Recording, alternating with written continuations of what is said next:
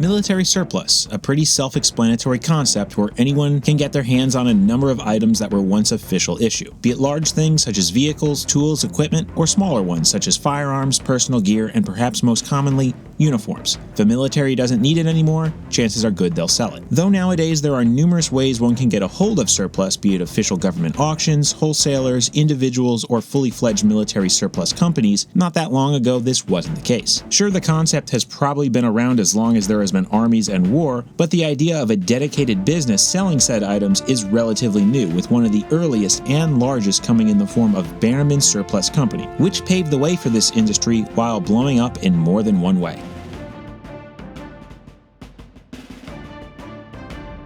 Situated on the small 6.5-acre or about 2.6 hectare Pollepel Island located around 50 miles or about 80 kilometers north of New York City in the Hudson River are the remains of a rather interesting structure that sticks out when compared to its surroundings. With the words Bannerman Island Arsenal written on one of the few remaining intact walls, this building, known as the Bannerman Castle, is perhaps one of the few obvious remnants, apart from catalogs and stories, of one of the biggest and arguably most significant military surplus companies to have ever existed. But the castle, which have since become ruins due to a mix of an explosion, a mysterious fire, and plain old neglect, was only one piece of the story and actually isn't the earliest entry into how the Bannerman Surplus Company went from a small scrap business to an international military surplus empire. Though we'll be talking about a long-gone surplus company, one that is very much around today and is also this video's sponsor, is Gear Rack. Unlike Bannerman, they may not own an island or use a castle to house their goods, but like him, they do carry military surplus of all sorts from not only the United States, but numerous European countries as well. Be it Romanian M7380 helmets, Russian GP5 gas masks, Italian Carabinieri motorcycle jackets, Slovakian M98 uniforms, US winter oversuits, and tried and true Swiss Alpenflage pieces, they've got quite a bit to choose from. To take a look at these and others, be sure to check out their website, gearrack.com. And while there, remember to use the promo code UNIFORMHISTORY10 to get 10% off of your order. Thanks again, guys, and let's now jump back a bit in time to get the full picture on Francis Bannerman. Born in Scotland in 1851, Francis Bannerman VI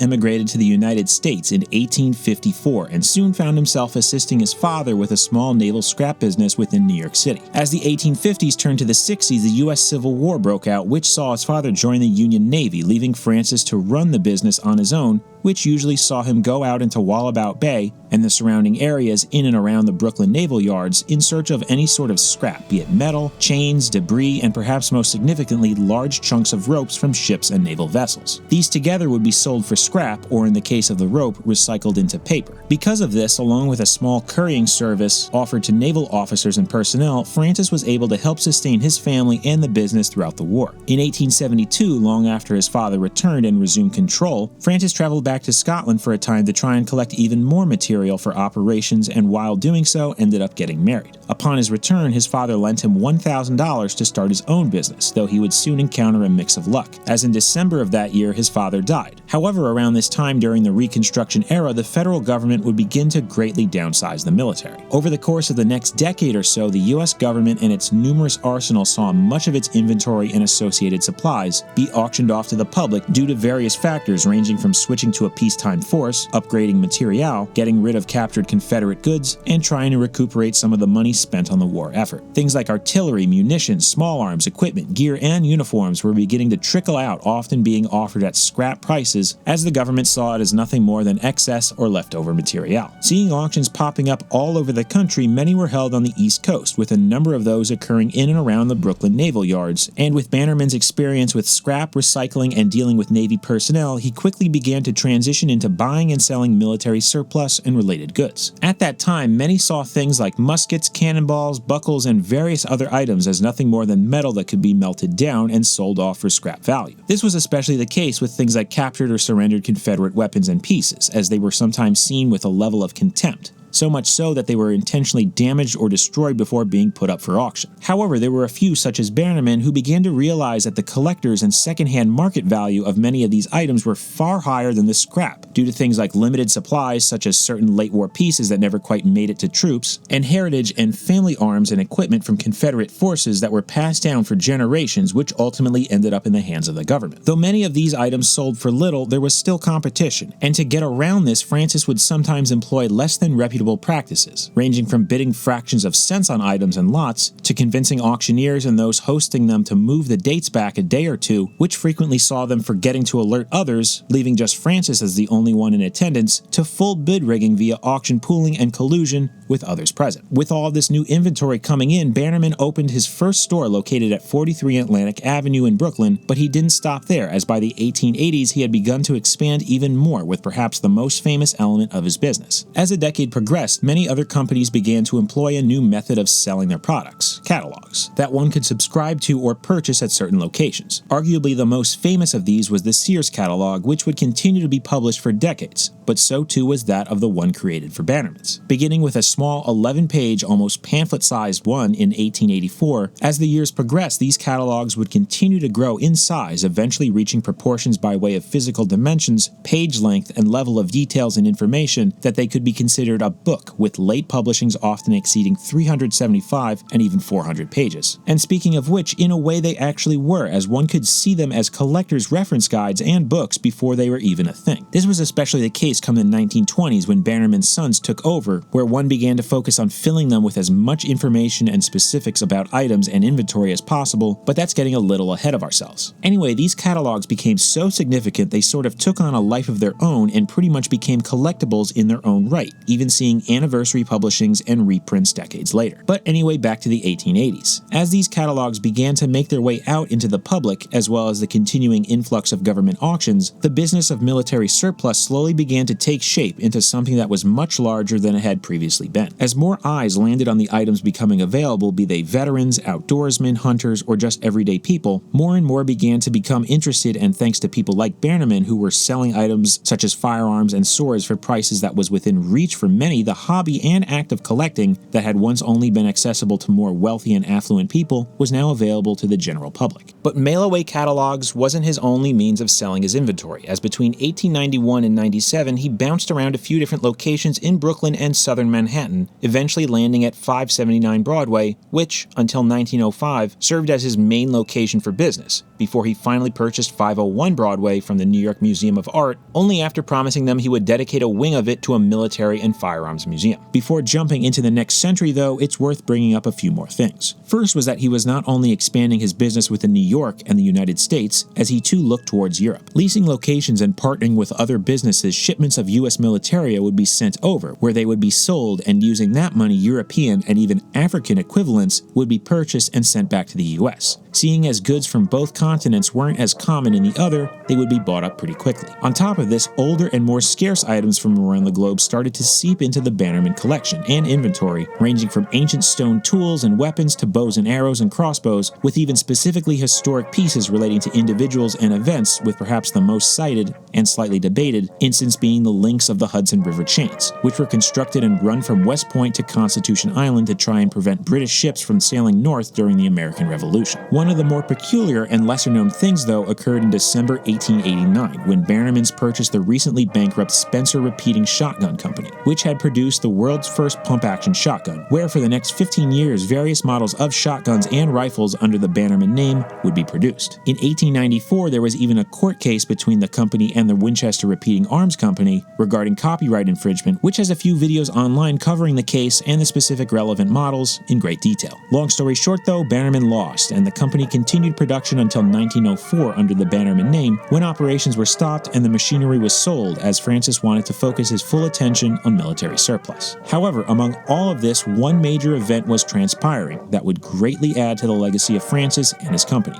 the Spanish-American War. Breaking out in April 1898 after the sinking of the USS Maine in Havana's harbor in Cuba in late February, the United States quickly mustered and mobilized hundreds of thousands to fight Spain in both the Caribbean and Pacific on the islands of Cuba, Puerto Rico, the Philippines, and Guam. Though fighting lasted only about 3 months and 3 weeks, ending in mid-August, the United States saw numerous units mobilized which never saw fighting, with huge quantities of weapons and supplies being manufactured and stockpiled. Throw in captured and surrendered Spanish supplies, supplies, and after the end of hostilities, there was quite a lot just sitting around. Once the Spanish formally left Cuba, Bannerman made his way there, as it was the area that saw the most fighting, looking to purchase material and equipment. This went so far as to him inquiring about purchasing wrecked and damaged Spanish warships, which the US government rejected. Perhaps one of the most famous lots sourced were a series of rifles from the USS Maine after it was raised, as they were verified via serial numbers, becoming highly sought after in the years after the conflict. It's been said that Bannerman purchased roughly 90% of the surplus from both the Spanish and US armed forces, meaning that his already colossal inventory was even larger. As the turn of the century came and went, Bannerman now expanded even more, often reaching deals with other wholesalers and various department stores, which were only increasing in quantity. However, with all this new inventory and methods of selling, problems would arise, as some began to accuse him of selling to questionable actors and groups, specifically revolutionaries and guerrilla groups within South America, which he vehemently denied, stating he only supplied goods and weapons to legitimate governments and armed forces. But a spokesperson for the business did state that if revolutionists purchase our goods, they do so secret through others. Many were skeptical of this, as often when selling large quantities of weapons and munitions, or really anything else, they adhered to a simple rule of first you pay your money,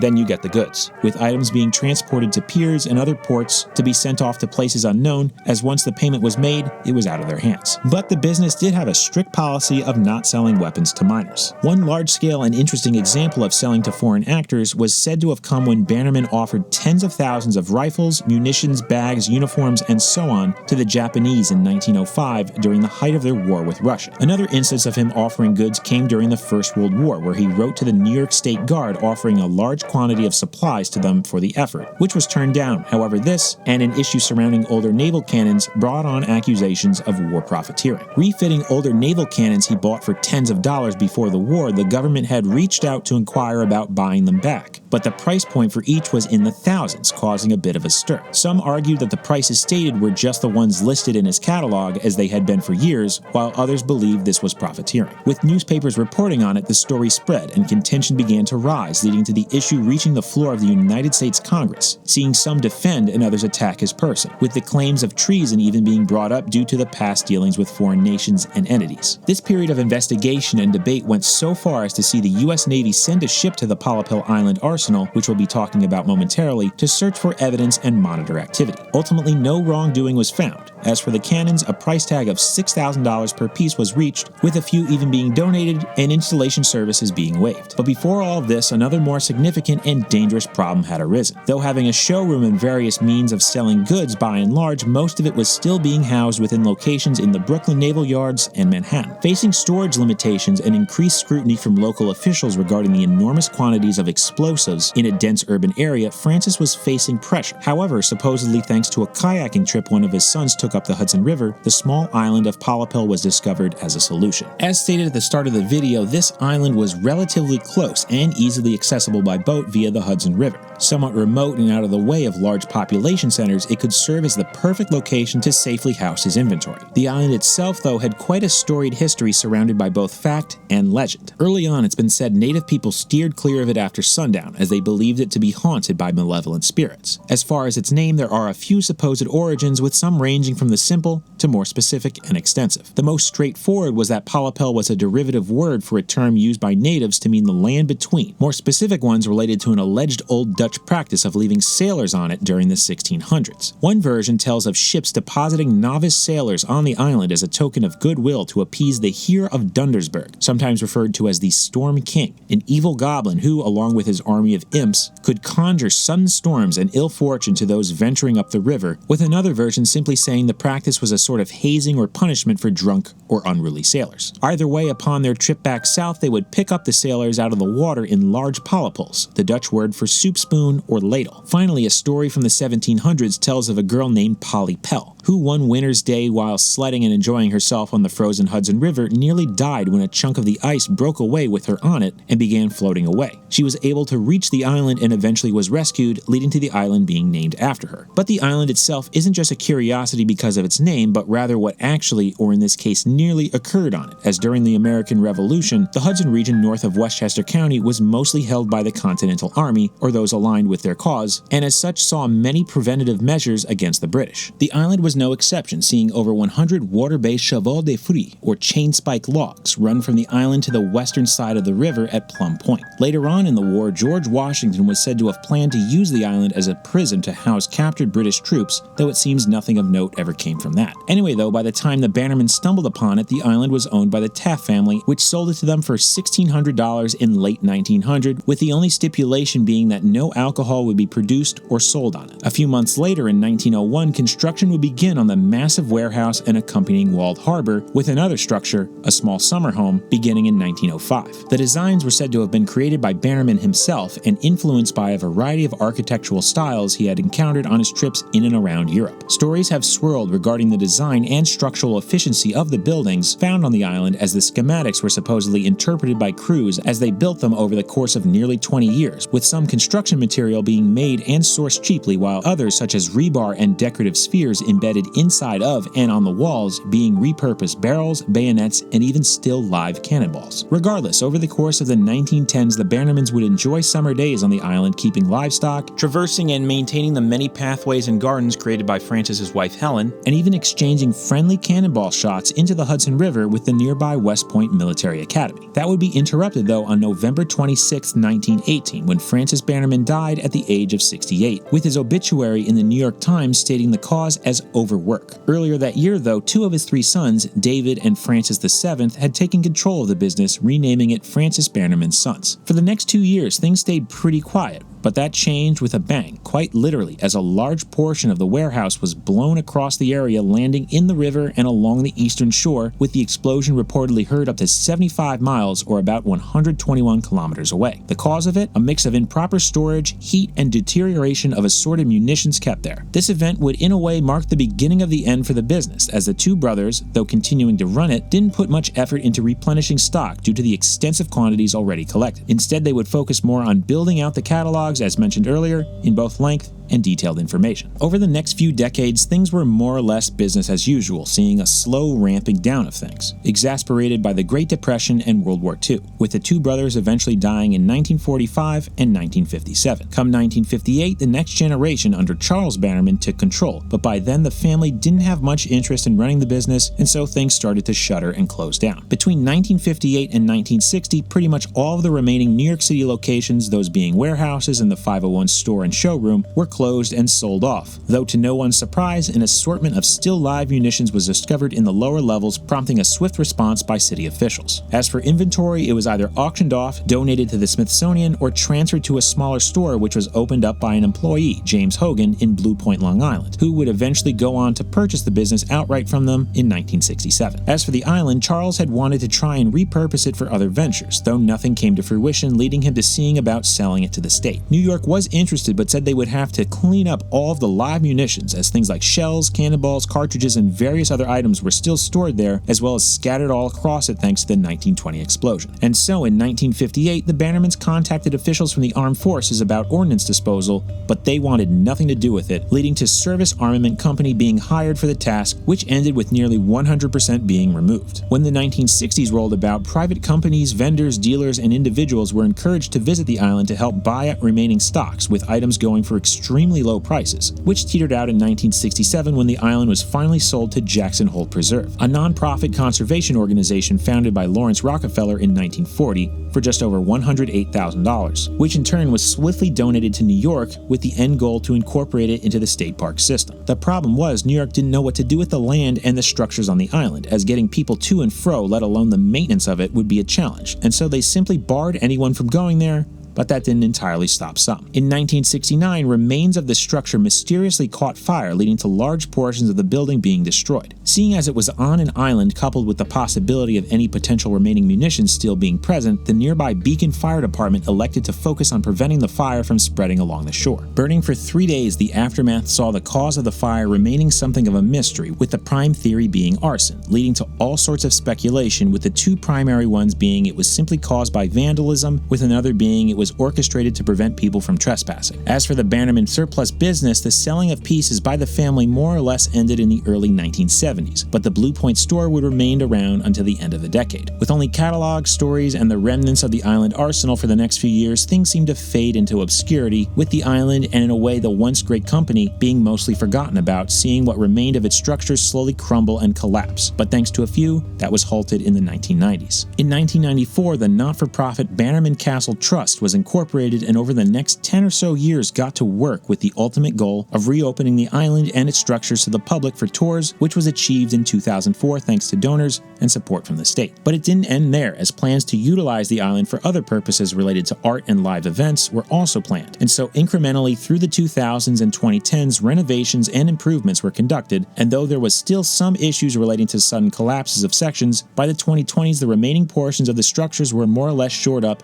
and saved. Today, improvements and maintenance continue, though the island remains accessible to the public via the Trust, which offers weekend tours in which visitors get a general overview of the history and are allowed to explore the island, concerts, specialty dinners and fundraisers, movie nights, occasional theater performances, and other special events. As for Francis Bannerman and his business, seeing as it operated in one way or another for over 100 years, stories and elements are extensive and abound, though not always that well known. Many older items on the surplus market or in the hands of collectors, especially in the case of antique firearms and weapons, can be traced back to him. Records, photos, and many other relevant papers and documents relating to the business and the family have actually been archived and can even be accessed via the Hagley Museum and Library in Wilmington, Delaware. Even with all of this, though, Bannerman and his business have become something of a legend, with retellings often shrouded in varying levels of vagueness, rumors, hearsay, and even mysteries, especially when it comes to the island, as the fires, explosions, and other misfortunes encountered over the decades are sometimes rather bluntly attributed to a curse which allegedly stretches back to the colonial era. But at the end of the day, in a way, Francis helped give birth to the military surplus industry, and though military and surplus buying, selling, and collecting has undergone a few changes since his time, a lot of it can be traced back to his endeavors,